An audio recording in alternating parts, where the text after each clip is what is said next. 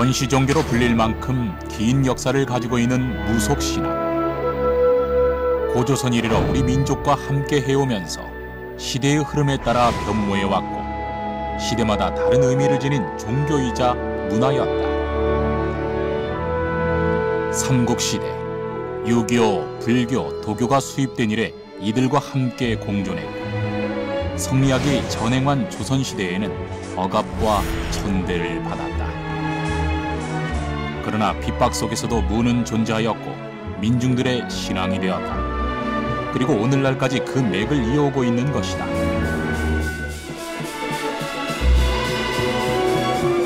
무속신앙이 이렇게 현대까지 전해 내려올 수 있었던 것은 무엇일까?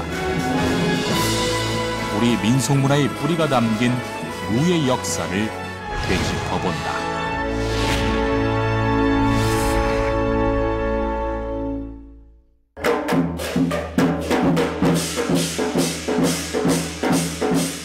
지난 5월 서울 정릉에서 신명나는 구판이 벌어졌다. 꽹가리와 장구가 흥을 돋구자 이 장단에 맞춰 무속인이 한껏 춤을 춘다. 온통 노래와 춤으로만 되어있기 때문에 구판이 벌어지면 마을 잔치가 되기도 했다. 무당들이 크게 여기는 굿이 신내림굿하고 그다음에 오늘처럼 신을 받고 강승무가 된 무당들이 여태까지 신령님들께서 이 길 가는데 감사하고 고맙다는 마음 신령님들께 전달하는 진접굿이에요. 그래서 신내림굿 그다음에 진접굿은 굉장히 무당들한테는 큰 굿이에요. 이날 벌인 굿은 진접굿. 무당이 자신과 자신이 모신 신을 위해 벌이는 잔치다. 신내림을 받고 처음으로 무당의 길을 걷게 된 것에 신령님들께 감사를 전하는 자리인 것이다. 옛날에 한 집에서 굿이 벌어지면 마을 전체가 축제 분위기였다. 구판에서는 누구나 춤을 출 수 있고 음식이나 술을 공짜로 취할 수 있었기 때문이다. 이날은 굿을 벌이며 함께한 사람들에게 신령님의 메시지를 전했다.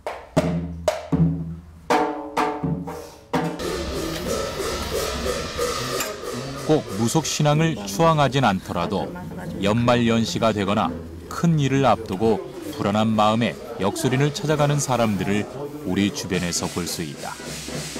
이렇듯 무속신앙은 오늘날에도 우리 생활에 영향을 끼치고 있고 사람들의 관심을 받고 있다.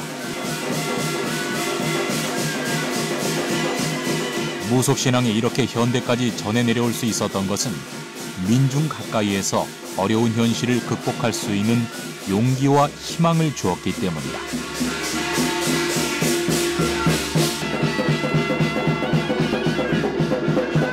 굿의 절정은 역시 작두타기. 무속인은 이날 처음으로 작두에 올랐다. 날카로운 두 개의 작두에 맨발로 올라가 기도를 하는 무속인.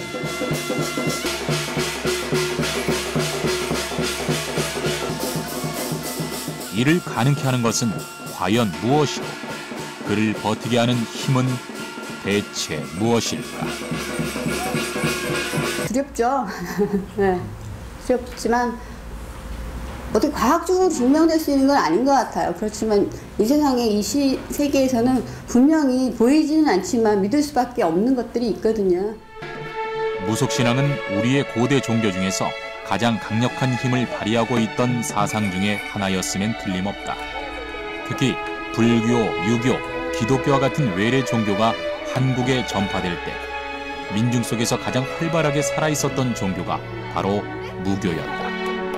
백성들의 삶에 파고들어 그들의 애환을 어떤 형태로든 달래주었고 불안한 내일에 대한 위안을 주었다. 인간이 불완전한 존재라는 것은 우리가 다 아는 사실입니다. 미래에 대한 불안, 현실에서 어떤 일이 닥칠지 모르는 그런 공포심, 이런 것들에 대해서 나름대로 그것이 맞든 틀리든 간에 해답을 제공해주고 어떤 그 해결의 방안을 제시해주는 것은 우리 한국에서는 무속이 거의 유일하지 않는가 싶습니다. 우리가 힘들고 어려울 때 마치 정신과 의사를 현대인들이 찾듯이 예전부터 무속인들을 찾아서 상담을 갖고 뭔가 그 해결책을 찾으려 하는 이런 역사적인 긴 흐름 속에서 현대 무속신앙도 존재하는 것 같습니다. 무속신앙을 오늘날 한편에서는 단순한 점과 예언으로 치부해 터무니없는 미신으로 여기는 면도 있지만, 무속신앙은 인간이 신의 힘을 빌려 질병과 빈곤으로 불행한 현실을 벗어나 풍요로운 삶을 영위하고자 하는 우리 민족의 정서가 총체적으로 함축된 민간신앙이고, 무당을 중심으로 전승되는 종교적 현상이라고 할 수 있다. 그렇다면 무교는 무엇이고 무는 어떤 의미를 지니고 있는 것일까? 무속신앙은 무를 중심으로 한 신앙이라고 이야기할 수 있을 것 같습니다. 그러니까 무가 관련되는 여러 가지 의례라든지 또는 기도라든지 이런 것들을 무속신앙이라고 할 수 있습니다. 우리 한국 민간신앙 또는 민속 종교의 한 부분으로서 그 중심에 무당이 있는 그런 종교 현상들을 무속이라고 합니다. 서울 경복궁 박물관에 무기와 관련된 특별한 전시가 열렸다. 민속학자 김태곤 선생이 평생 수집한 무속 관련 유물들이 전시되어 있는 것.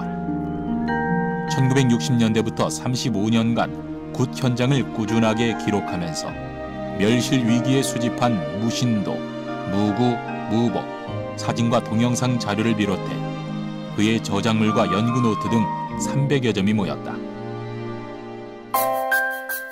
이 모든 것들은 대학 시절부터 찾아다닌 전국의 굿 현장이 바탕이 되었다. 굿은 평생을 보아도 다 못 볼 만큼 종류가 많다. 같은 굿이라도 지방마다 이름과 절차가 조금씩 다르므로 굿의 전모를 파악하기는 어려울 정도다. 무속신앙은 샤머니즘에서 출발했는데, 샤머니즘은 원시 종교로 불릴 만큼 긴 역사를 가지고 있다.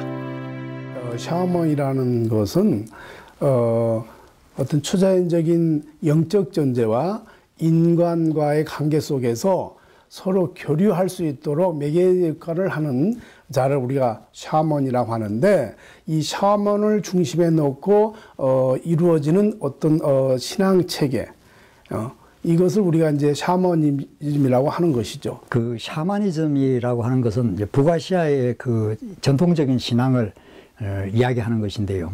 넓은 의미에서는 한국의 무속도 샤머니즘의 일종이라고 할 수 있습니다.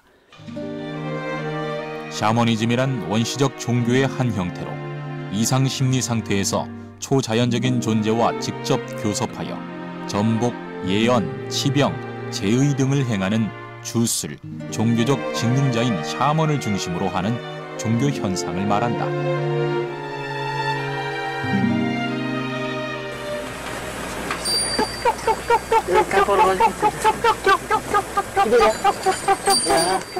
샤머니즘은 한국에만 있는 고유한 현상이 아니다.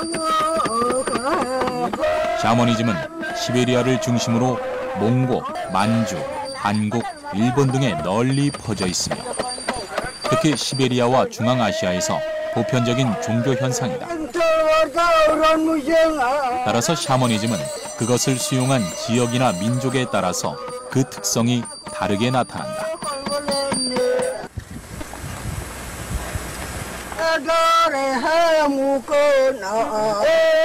한국의 경우 북방 문화권에 속하는 여러 다른 민족의 샤머니즘에 비하여 발달한 형태를 띠고 있는데, 현세주의와 인간 중심주의를 따르고 있다. 굿은 일종의 샤머니즘 예배의식인 것이다. 근데 우리나라의 샤머니즘 특징이라는 것은 어떤 민중의 아픔을 치유한다 할까요? 죽은 망자를 좋은 곳으로 처운다는 것도 있지만, 사실 그 인간 삶이라는 것은 어떤 불행의 역사거든요. 이것을 좀 아름답게 승화시키고 그 어떤 슬픔과 아픔을 치유하고 달래고 이러한 그 과정 속에 있는 게 이제 바로 샤머니즘입니다. 그리고 굿의 중심엔 무당이 있다. 신을 불러오고 달래주고 또 악신을 쫓아내주기를 바라는 마음으로 무당은 인간의 소망을 신에게 알리고 신의 뜻을 인간에게 알려주는, 하늘과 인간을 이어주는 중재자 역할을 하는 것이다. 무당의 기능은 크게 봐서 이제 정치적 기능, 사회적 기능, 개인적 기능으로 나눌 수 있을 것 같습니다. 그러니까 정치적 기능이라고 하는 것은 큰 국가 사회를 이끌어 나가는데 정신적인 지주가 된다든지 또는 왕의 권한을 그 종교적으로 뒷받침해 준다든지 이런 면이고요.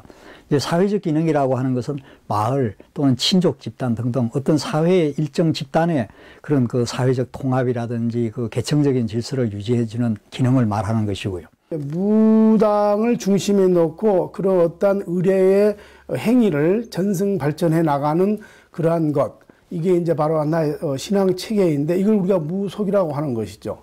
그런 무당을 중심에 놓고 우리가 연구를 하는 것이지만 그 무당 주위에는 그 무당이 신과 소통할 수 있도록 역할을 할 수 있는 의례를 집전하는데 거기에 이제 바라지 역할하는 뭐 악사가 있을 것이고 또 무당을 믿고 따르는 신도가 있을 것이고 뭐 여러 가지 이제 주위에 사람들이 있고 또 이제 요소들이 있겠죠. 북소리와 방울소리가 요란한 속에서 무당의 신명나는 춤과 카리스마적인 언어와 표정은 일상의 억압에서 일종의 카타르시스를 가져오는 오락적 기능을 한다. 점을 쳐주거나 공수를 받아 신의 말을 전달해주는 예언적 기능도 있다. 재앙과 애군을 막고 운수를 고쳐보자는 것으로 어디까지나 개인적인 것이었다. 개인적 기능이라는 것은 이제 그 개인의 기륭하복, 그 과거의 어떤 그 불행의 원인이 뭔지 또는 앞으로 미래에 일어날 일이 뭔지 그런 걸 예언해 주는 것이 이제 개인적 기능이라고 할 수 있겠습니다. 또 그 마을 집단의 어떤 그 통합 같은 걸 위해서도 무당이 그 구설했고 또 개인의 어떤 병을 치료한다든지 또는 장례를 예언한다든지 하는 데도 다 역할을 했습니다. 신과 인간의 중간에서 인간의 소원을 신에게 알리고 신의 지시를 인간에게 전달하는 일을 하는 사제적 기능도 있다. 무당의 대표적 기능은 병을 고치는 것이다. 치병에 대한 일반의 기대가 아주 높기 때문에 치병의 효험이 없는 무당은 선무당 취급을 당하며 인기가 없을 정도였다. 무속의 이제 그 어떤 뭐랄까 아주 핵심은 뭐냐면은 인간 탄생이에요. 종족 번식이에요. 그리고 이제 삶으로서의 어떤 유지, 그 삶이 이제 윤택하게 될 수 있도록 이제 우리가 유도하는 것이죠. 신당한 가장 중심에 있는 신령이 바로 전한. 정성껏 차려진 상차림인 전한상은 이 신령을 위해 차려진 것이다. 무속에선 절도 3번 하고 잔도 3잔을 올리고 나물도 삼색나물을 올려야 한다. 3이란 숫자가 바로 무속신앙의 핵심이기 때문인데 환인, 환웅, 단군을 상징하고 있다.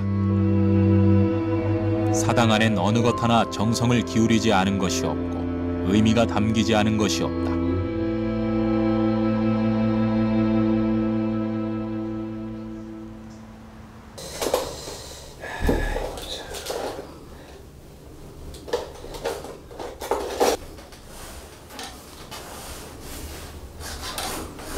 사당 벽을 채운 그림인 탱화 역시 그렇다. 신의 모습을 담고 있는 탱화는 모두 다른 신을 나타내고 있다. 대충 얘기해 저 꿈에 이제 뭐 설명을 한 얘기를 하면 내가 자세히 들어보면은 아 무슨 양반이다 무슨 양반이다 이제 이렇게 나오는 거예요. 그래서 다 이제 그 그려 나오는 거지. 남함대로 그리고 뭐 이게 저기 이렇게 풍경화 그림 뭐냐 그냥 그려서 파는 게 아니니까. 사당에서 어김없이 보는 것이 바로 탱화이다. 각종 신령들을 모시고 있다는 상징적인 표현이기도 하다. 천이나 종이에 그림을 그려 족자나 액자를 만들어서 거는 불화의 한 유형으로 탱화는 불교 문화에서 시작됐다. 우리나라에서 언제부터 탱화를 그리게 되었는지는 확실하지 않다.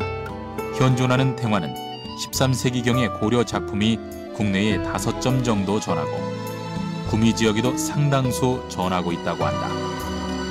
불교의 문화에서 무속을 흡수시키고자 그려져 내려온 과정이라고 볼 수도 있는 것이다. 이 맛이 들어가는 태화는 이게 화려하고 색상이 고와야 돼요. 옛날 거 다 이제 무속관들 보면은 다 그렇잖아요.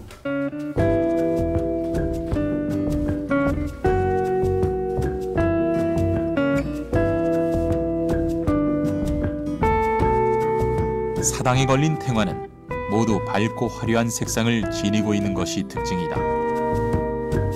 탱화, 즉 무신도의 제작 방법은 발이 고운 무명 바닥에 신상을 그리는데 사용되는 천은 당목에 주로 쓰이고 이따금 한지를 쓰기도 한다. 채색은 적, 콩, 청색의 원색이 기본이고 여기에 백, 극, 녹색이 주로 사용된다. 무신도는 무가, 무복 등과 더불어 무속신에 대한 관념을 파악할 수 있다. 우리의 종교, 신화, 예술을 용해시킨 예술품이고 불교, 도교, 무속의 문화를 모두 담고 있다.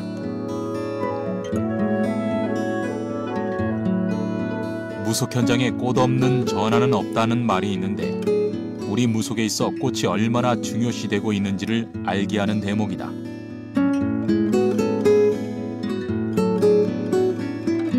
우리나라 무속 의례에서는 꽃이 매우 중요할 뿐 아니라 신성시 되기까지 한다. 불교에는 꽃이 한 5개밖에 없는데 무속에서는 그걸 받아들여 가지고는 뭐 우담바라 꽃이라든지 또 국화꽃, 뭐 연꽃, 뭐 쌀이꽃, 부뚜화꽃 무속신들이 많으니까 무슨 칠성계, 뭐 일월계, 인물계, 시황계 뭐 이런 식으로 10여 개의 그 일산을 만들어서 이렇게 합니다.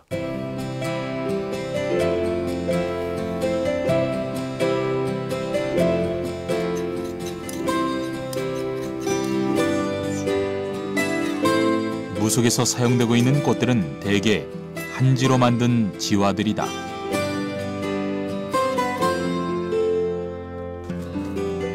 그리고 이 꽃이 신한테 바치는 꽃이기 때문에 아마 아무 종이나 하질 않고 이거를 했던 것 같아요. 제가 이제 그냥 무당이기 때문에 이렇게 살아오면서 이 신들은 많이 따지잖아요. 고향반들은. 그러다가 보니까 아마 한지로 했고 또한 이 꽃잎은 창호지입니다.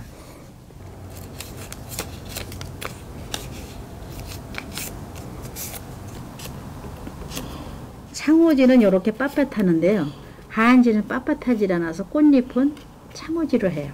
이 참 지혜롭고 대단했다는 거는요. 이 밥풀로 사용했거는 거는 우리가 먹고 사는 거잖아요. 같은 생각도 제가 들어요. 다양한 색깔과 아름다운 모습으로 구청을 장식하는 꽃들. 여기엔 갖가지 의미와 기능을 가지면서 국과 긴밀한 관계를 맺고 있다. 산신꽃이에요, 이게. 그래서 이 8개가 지금 붙어져 있잖아요. 그런데 8은 이제 부를 뜻하는 숫자랍니다. 그만큼 잘 살고 싶었다는 얘기 아니에요, 건강하게. 우리 무속 의례에 많은 꽃이 등장하고 신성시 되는 것은 무속의 시초에 생명꽃, 서천꽃밭과 같은 내용들이 있었기 때문이다. 꽃은 우리 무속에 있어 없어서는 안 될 하나의 중요한 요소인 것이다. 꽃은 환하잖아요. 환하고 아름답고 그러니까는 이 가정에 밝게 해주는 거잖아요. 그죠? 환하게 밝게 해주는 거잖아요. 그러니까는 이 신들도 예를 들어서 그 가정에 환하고 밝고 아름답게 만들어 달라는 그런 뜻이 있었다는 것 같아요.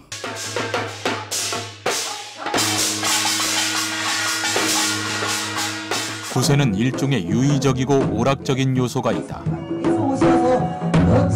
북소리와 방울소리가 요란한 속에서 무당의 신명나는 춤과 함께 일상의 억압에서 탈출을 느끼게 해준다. 이도를 씌우려는 이건 어떤 민족? 그 개인에 있어서 가까운 그 장래가 어떻게 일어날지, 장래가 어떻게 될지 궁금하고, 또 과거에 일어났던 불행의 원인이 뭔지도 궁금하고, 또 특히 당시에 그 의학 기술이 부족했기 때문에 그 사람이 병이 났을 때는 뭐 물론 약도 쓰고 의원을 찾아가기도 합니다만은 어떤 그 불치병 경우에는 이 무속에 기댈 수밖에 없었거든요. 위로는 왕실에서부터 아래로는 서민에 이르기까지 이런 그 개인의 행불행의 문제, 또 병의 문제, 이런 데서는 이 무속에 의존할 수밖에 없었습니다. 그래서 이 무속은 어떤 의미에서 생존의 종교입니다.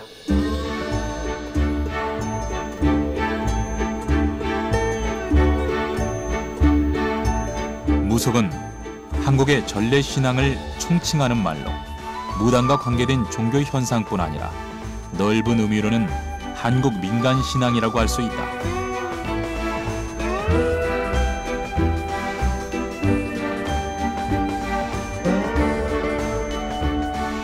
마을 공동체의 안녕과 풍요를 빌기 위해 1년에 정기적으로 1, 2회씩 갖는 풍어굿, 풍농굿 등의 제의로 이루어진 마을 신앙. 집안 구석구석에 자리 잡은 신격들인 성주, 산신, 터주, 조왕, 대감, 업, 문신, 곡간신 등을 모시는 의례로 정초의 안택이나 10월 상달 고사로 모시는 집안 신앙, 인간의 운명을 예언하는 전복 등이 있다.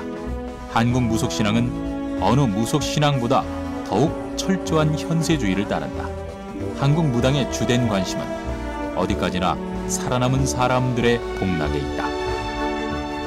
가정신앙은 이를테면 집안에 이제 안방에는 성주가 계셔요. 태어날 때 성주 앞에서 태어났잖아요. 그래서 그렇게 모시는 신이 바로 성주신입니다. 그 다음 부엌 가면 조왕신이 있잖아요. 조왕은 뭡니까? 바로 불을 담당하는 신입니다. 불은 뭡니까? 불은 문명의 길로 가는 중요한 요소입니다. 우리가 할머니, 어머니가 정한수 떠다 놓고 칠성님한테 빌어서 사선번창, 수명장수 발언했잖아요. 터는 뭡니까? 터는 바로 우리가 삶을 영위하는 이런 곳입니다. 이게 이 터신이 있는 곳이 바로 마당이에요. 터신이 있죠. 그 다음에 이제 문관신이 있잖아요. 문이라는 건 뭡니까? 앱으로부터 들어오는 여러 가지 악기, 좋지 못한 해로운 악을 전부 다 막아내는 하나의 소우주로서의 우리 내 집, 이걸 형성하고 있는 겁니다. 그렇다면 우리의 무교는 언제 시작된 것일까? 우리나라의 무교는 고조선 시기에 이미 우리 문화 속에 자리 잡고 있었다.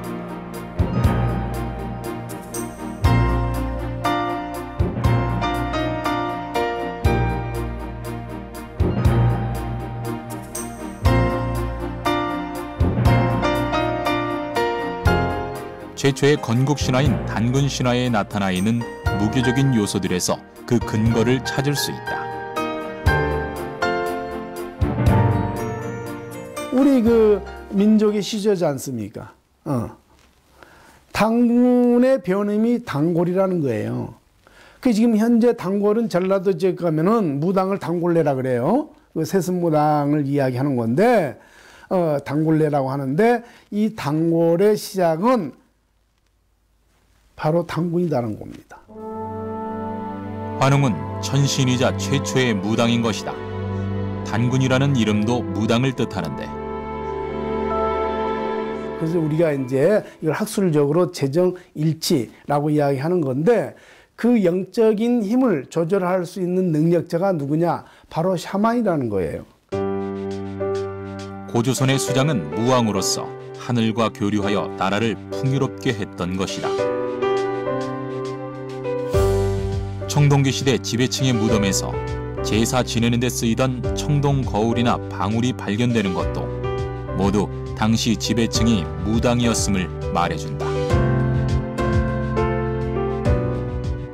우리나라 청동기 시대 그 지배층의 무덤들을 보면은 그 지배층 무덤 속에 거울이라든지 방울이라든지 칼이라든지 하는 오늘날 그 무당분들이 많이 쓰고 있는 그런 그 무속 도구들이 무덤 속에 부장품으로 나오고 있습니다. 따라서 그분들도 그 사회적 역할이 무당과 같은 것이었다고 생각이 됩니다. 제사장과 정치적 수장이 동일 인물이었던 삼국시대 이전과는 달리 삼국시대에는 전문적인 사제나 무당이 종교적인 역할을 따로 담당하게 된다.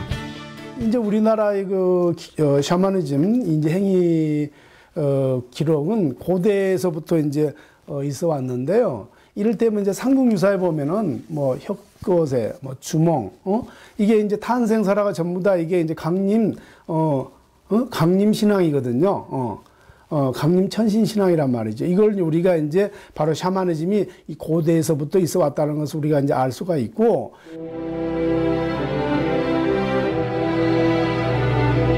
철기 문화가 널리 퍼지면서 생산력이 높아지자 정치 세력들 사이에 전쟁이 자주 일어난 것이 그 배경이 되는데, 전쟁으로 수장의 정치, 군사적 역할이 커졌으며 종교적 역할은 점점 줄어들게 되었기 때문이다. 이 기록으로 보아 무당은 왕의 전복가이자 자문관 역할을 하였다는 것을 알 수 있으며, 왕이 노하면 그 자리에서 처형될 정도로 힘이 약했음을 알 수 있다. 이러한 사실은 종교가 정치에 점차 예속되어가는 과정을 보여준다.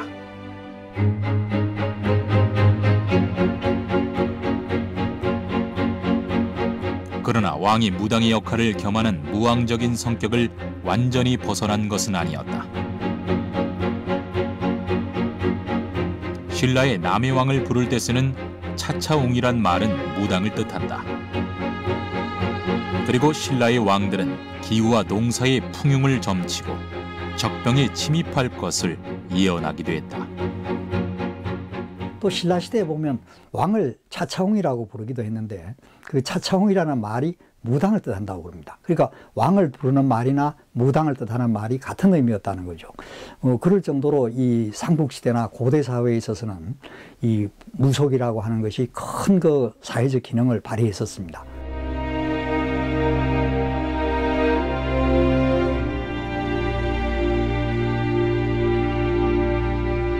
그러나 고려시대가 되자 상황이 달라졌다. 국왕의 무왕적 성격이 쇠퇴하고 무의 정치적 의미도 크게 줄어들었다.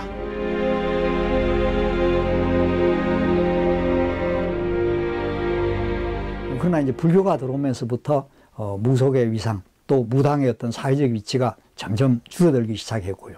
또 고려시대에 오면은 불교라든지 유교라든지 하는 것이 완전히 사회를 이끌어 나가는 지도 이념, 또 지배층의 그 종교가 됨에 따라서 무속은 그 기능이 점차 축소되고 그 이 위상이 점차 격화됩니다. 그래서 이제 고려시대부터 시작해서 무당에 대한 배척이 본격적으로 시작되게 됩니다. 그러나 신앙으로서의 무는 여전히 성행하였다.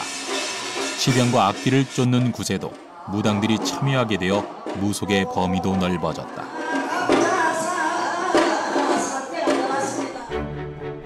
이와 같은 기록을 보면 무당들이 기우제나 별기은제를 지내던 전통이 그대로 유지되었음을 알 수 있다. 고려시대의 무당은 결코 천한 신분이 아니었다. 상류계층에서도 무당이 되는 사람이 많았는데 그런 무당을 선관이라 불렀다.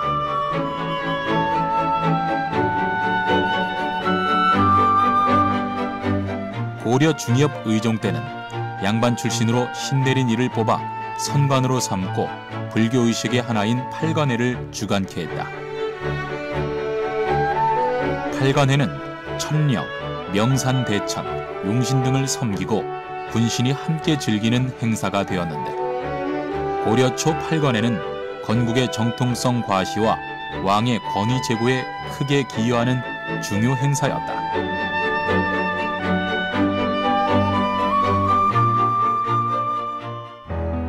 그러다 무속신앙의 위기가 닥쳐왔다. 12세기 전반부터는 왕실과 민중 속에서 열렬히 신앙되던 무가 점차 유학자들의 강력한 비판을 받게 된 것. 무는 사람들을 현혹시키는 미신이며 국가의 돈을 낭비하게 만든다는 이유에서였다. 무당의 사회적 지위도 하락이 되어가지고요. 그 전까지만 해도 왕족도 무당을 하고 있습니다만은 이제 주로 천민들, 신분이 낮은 사람들이 무당을 하게 되고 또 무당에 대한 배척도 이제 나오게 되면서 이 무속에 가진 입지는 점차 줄어들게 됩니다. 유학자들의 이러한 비판에도 불구하고 무신앙은 고려 말까지 계속 성행하였는데 공양왕 때 김자수의 상소문이 이를 뒷받침해준다.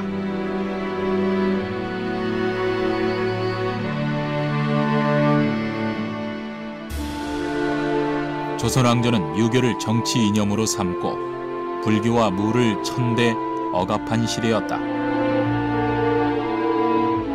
성리학 위주의 배타적이고도 독단적인 정신 풍토가 팽배했고 조선왕조실록을 위시하여 문집이나 법전류 등에서 나타나고 있다. 조선시대 들어오면은 조선이 이제 유교를 그 지도 이념으로 한 국가였습니다. 그래서 유교적인 각도에서 볼 때 이 무당이라는 것은 도대체 그 용납할 수 없는 그런 것이고, 그래서 그때는 주로 음사라는 말을 썼습니다. 올바르지 못한 제사다라고 해서 이 유학자들이 무당을 배척하고 무속을 이제 이 우리 문화 속에서 없애려고 하는 노력을 많이 했었습니다. 조선왕조는 개국 초부터 무와 불교의 억압에 나섰다. 특히 태종의 불교 탄압은 가혹하여 전국에 242사만 남기고 그 외 모든 사찰을 폐지하였고 동시에 소속되어 있던 토지와 노비를 관해에 몰수하였다. 아울러 무당과 승려를 천민의 신분으로 규정해버렸다. 그 당시 천민은 온갖 사회적 천대의 대상이었다. 실제로 문화라는 것은 대번에 이렇게 바뀌지가 않습니다. 어떤 유교로서 해결할 수 없는 게 있습니다. 그렇기 때문에 여전히 그 전례적인 불교적인 것도 이어받게 되는 것이고, 실제로 그 무속을 탄압을 했지만 인조 25년까지도 기우제를 지낼 때는 무당들을 동원을 했습니다. 국가에서. 그러니까 어떤 기우제와 같은 그런 절박한 순간에 인간의 능력으로서는 해결할 수 없는 그런 그 큰 문제에 대해서는 수단 방법을 가르지 않고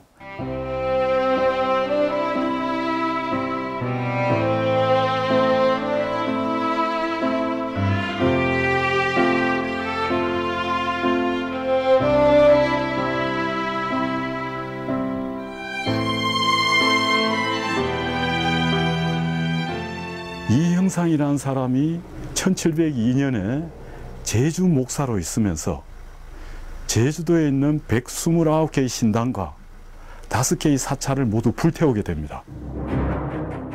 탐나 순례도에 의하면 이 형상은 도내 각 마을의 산재에 있던 사당 129개소와 모든 무구들을 불태워버리고 1000명에 가까운 무당들을 모두 귀농시켜 더 이상 미신행위가 일어나지 못하도록 조치했다. 유학자들이 무속을 어떻게 바라보는지 알 수 있는 사건이었다.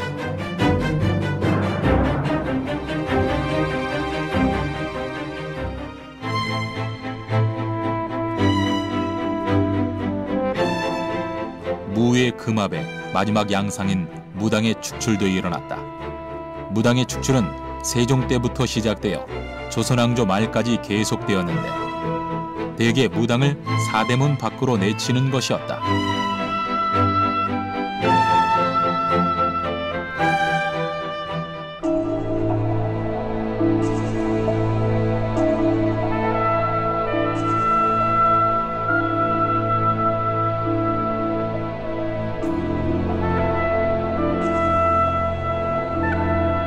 내쫓긴 무당들은 성 밖에 무당 집단 내지 마을을 이루어 살면서 종교 활동을 이어갔다. 현재 서빙고, 왕십리, 구파발, 남산에 그 흔적들이 남아있다. 그러나 무라고 하는 전통 종교의 신봉자 계층이 왕실과 민중, 사대부 집안의 부녀자에 걸쳐 이루어져 있었기에 의학의 발달이 부진하였던 당시, 특히 전염병이 났을 때 치병의 기능을 가진 무당을 찾지 않을 수 없었다.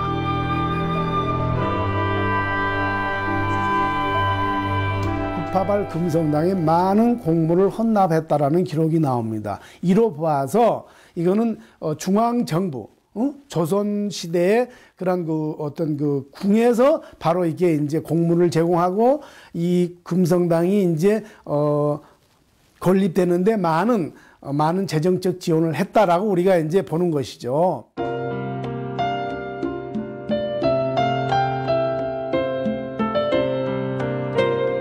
결국 나라에서도 무속 신앙을 철저히 배제하진 못했고 무당들을 쫓아내긴 했지만 다른 한편으론 무속 신앙을 지원하기도 했다.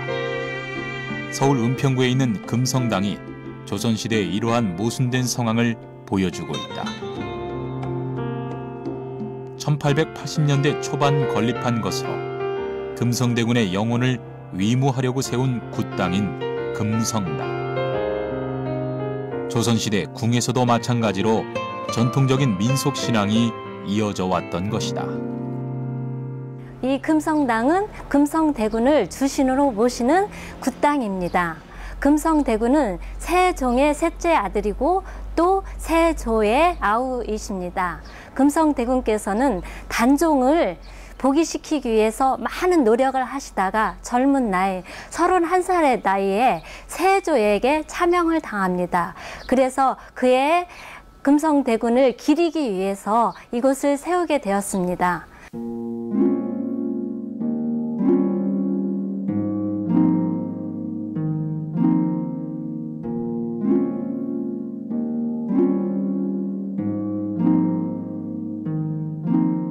무속이 유교 사회였던 조선시대에 살아남을 수 있었던 데는 조선시대의 무포세 제도의 역할도 있었다.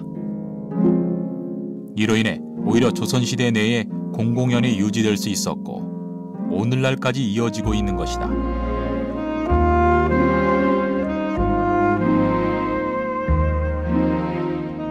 비운의 운명을 맞이한 조선시대 단종의 숙부 금성대군을 주신으로 모신 서울 지역의 대표적인 마을 땅인 금성당이 조선시대에 세워질 수 있는 이유이다. 그런데 조선시대는 그렇게 무속을 공식적으로 탄압을 하면서도 무속을 없앨 수 없는 그런 제도가 있었습니다. 그게 바로 무포세 제도입니다. 그러니까 무당에게 세금을 거두는 것입니다. 무당에게 세금을 거둔다는 것은 무당들의 입장에서는 세금을 내고 공식적으로 무업을 한다라는 것입니다.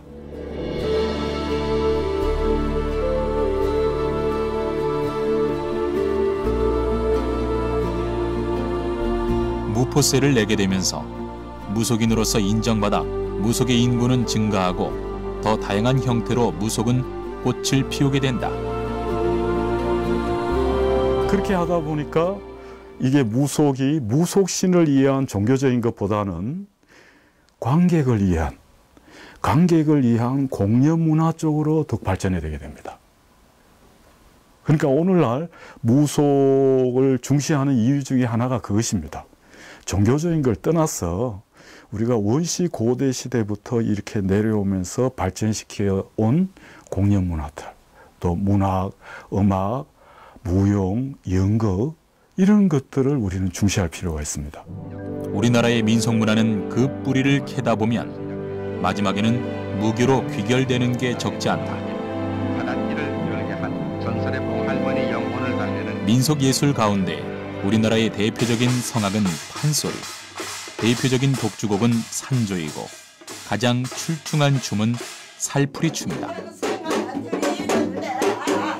뛰어난 예술성으로 평가받는 이 세 가지엔 공통점이 있다. 바로 남도의 신화의 구판에서 나온 것이라는 점이다.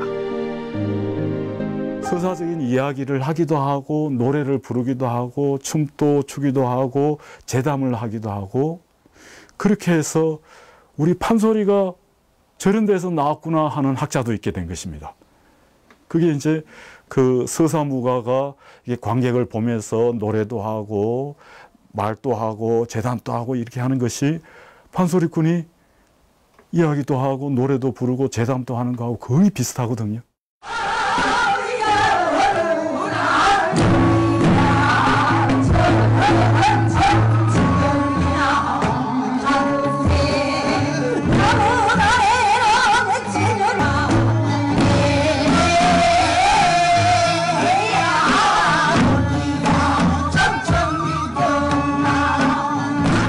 무반에서 신화의 음악에 맞추어 추는 춤이 살풀이였고 합자던 음악을 독주로 하면 산조가 된다. 그리고 여기서 노래로 불리던 것이 나중에 판소리로 발전하였다. 이처럼 굿은 우리 민속문화의 저장고와 같은 것이다. 근데 이제 우리나라가 개항이 되고 이제 서구의 문물이 들어오고 기독교가 들어오면서부터 시작해서 우선 이제 기독교 선교사분들이 무속을 배척했습니다. 그때는 종전까지만 하더라도 유학자들은 음사, 올바르지 못한 제사라고 하는 표현을 썼습니다만은 이제 그 기독교 선교사분들 또는 이제 그 근대 계몽 교육을 받은 근대 교육을 받은 사람들은 비합리적이다.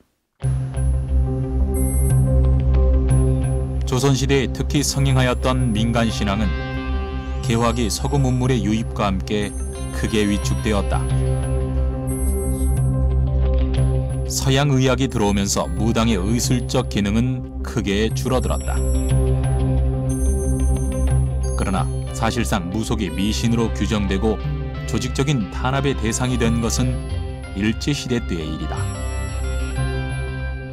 일제가 들어서면서는 이런 거 구설하고 하는 데 대해서 경찰들이 경찰처벌법이라고 해서 이 잡아다가 벌을 주고 하게 되었습니다. 그래서 구설 함부로 못 하는 거죠. 3.1운동 이후 군중이 모이는 것을 싫어한 일제는 산신제, 기우제, 별신제 등의 제사와 민속놀이까지 위생과 치안을 이유로 거행하지 못하게 하였다. 무속이 민족의 결집력과 단결력이 되고 공동체 의식을 강화하는 주체가 된다고 판단하여 주로 마을 굿을 탄압했던 것이다. 일제강점이 강행되어 신사제의 물결은 더욱 가해져 무당을 찾는 이보다는 의사를 찾는 경향이 나타나 무속신앙은 미신으로 규정받아 추방되기 시작했다.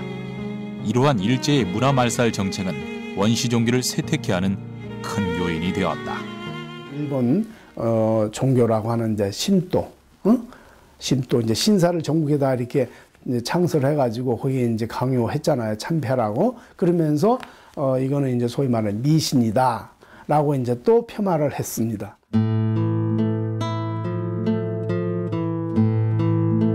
무속신앙은 생활의 표면에서 차츰 자취를 감추고 음성화되어 갔으나 그래도 우리 생활 주변에선 여전히 존재했다. 8.15 광복을 맞이하였으나 그 뒤 서구의 교육 방법과 생활 방법에 크게 영향을 받아 민간신앙은 현대생활 속에서 거의 자취를 찾아보기 어렵게 됐다.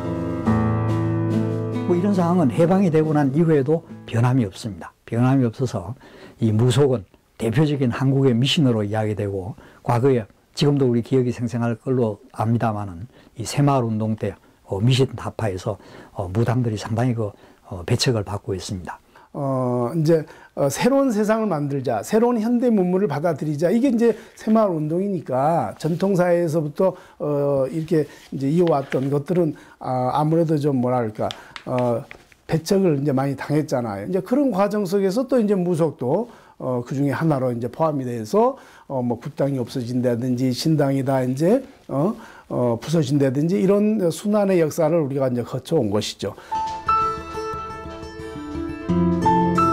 초가집도 없애고 마을길도 넓히고 70년 전부터 새마을운동이 획기적 전기를 마련했다. 발표하고 울산공업센터 건설에 착수. 그해 2월 3일 기공식을 가졌다. 광복 후에도 6.25 전쟁과 1970년대 새마을운동을 거치면서 마을마다 을에 있던 당이 부서지고 당굿이 소멸되어 오늘에 이른 것이다. 새마을운동이 시작되면서 무속이 미신으로 폄하되고 탄압의 대상이 된 것이다. 경찰을 피해 굿을 해야 했고 무속인들은 귀신 들린 자로 취급당하기도 했다.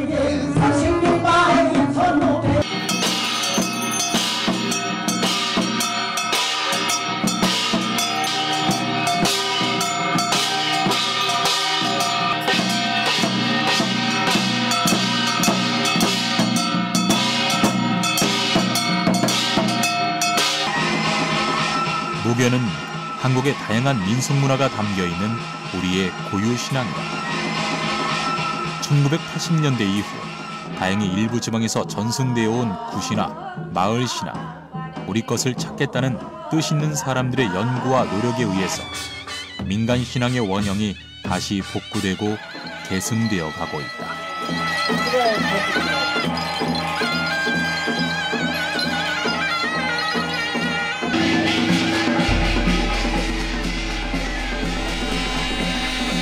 오늘날에 있어서는 조금 이제 분위기가 달라진 것 같습니다.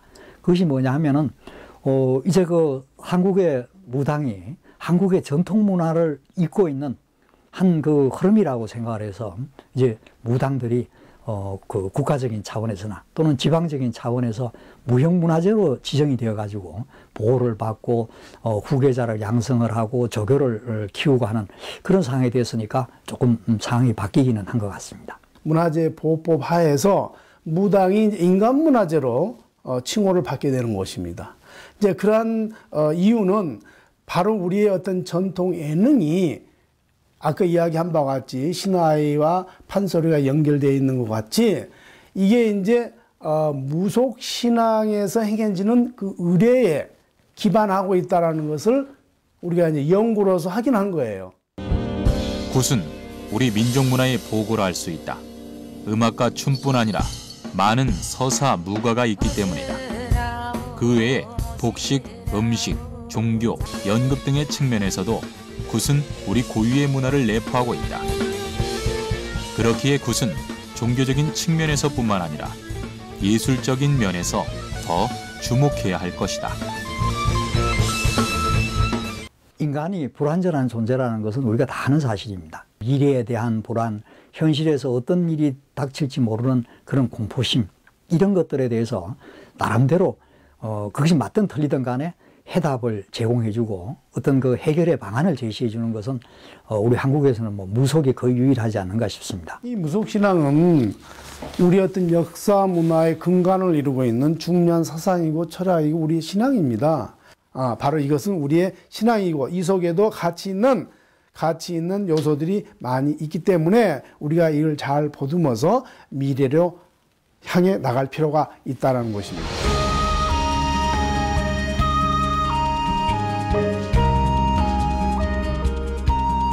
비록 시대의 흐름 속에서 그 당시 지배층에 의해 한때 그 명맥을 유지할 수 없을 만큼 큰 타격을 입기도 한 무속신앙이지만 그래도 현재에 이를 수 있었던 것은 언제나 민중의 생활 전반에 깊숙이 들어와 그들의 한과 기쁨을 함께 공감했기 때문이다.